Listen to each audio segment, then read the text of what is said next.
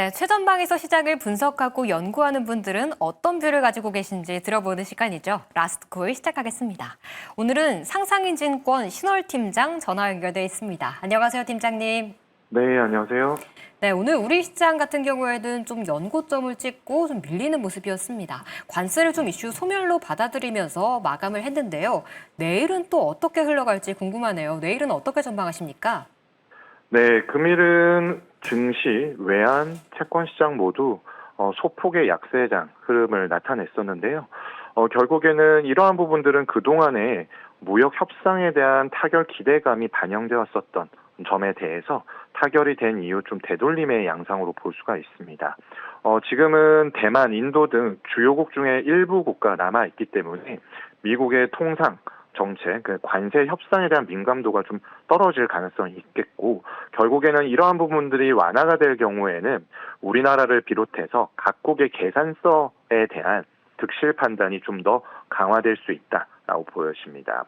그리고 내일 밤에는 미국 고용지표가 나오기 때문에 내일 시장에 있어서는 이 고용지표에 따라서 향후 9월 FOMC에서의 금리 인하 가능성이 어떻게 되는지에 따라 달라질 수가 있기 때문에 변동성은 다소 제한적일 것이다 라고 판단합니다. 아까 방금 말씀드린 것처럼 계산서에 대한 판단이 있을 텐데 국내 투자 이제 미국에 대한 투자를 진행하게 될 텐데요. 삼성, SK, LG 등 주요 그룹의 미국 투자 계획안을 상세적으로 좀 확인하는 부분들이 당분간 진행될 것이고요. 아무래도 투자를 한다라는 것은 자본적 지출에 부담감이 좀 높아질 수 있습니다. 이를 상쇄시킬 수 있는지는 매출과 이익 추정 등 효익에 대한 판단이 가미가 되어야 되는데 각 그룹별, 업종별 좀 상이한 반응이 나타날 수 있다라는 점 유의가 필요하겠고요. 오늘 기재부에서는 세제 개편안을 발표했습니다. 법인세율 인상, 대주주 판단을 하는 양도소득세 기준을 10억 원으로 하향을 했고요. 기대 대비 좀 후퇴한 배당소득 분리과세 기준, 세율 등이 향후 외인과 개인 중심으로는 국내 증시에는 다소 좋지 않은 흐름들에 일조할 가능성이 있다라고 판단하고 있습니다.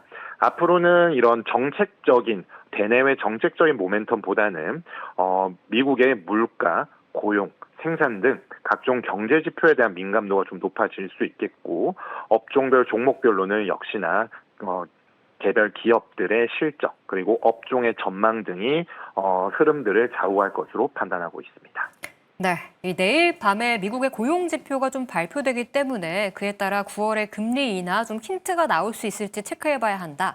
그렇지만 국내 증시에는 좀 정책적인 좀 노이즈가 있었기 때문에 흔들릴 수 있다라고 말씀해 주시면서 그래도 실적이 좀 상향 조정되는 업종들 위주로 관심 가져보자는 의견 들어봤습니다. 네, 지금까지 상상인증권 신월 팀장과 이야기 나눠봤습니다. 오늘 말씀 감사합니다.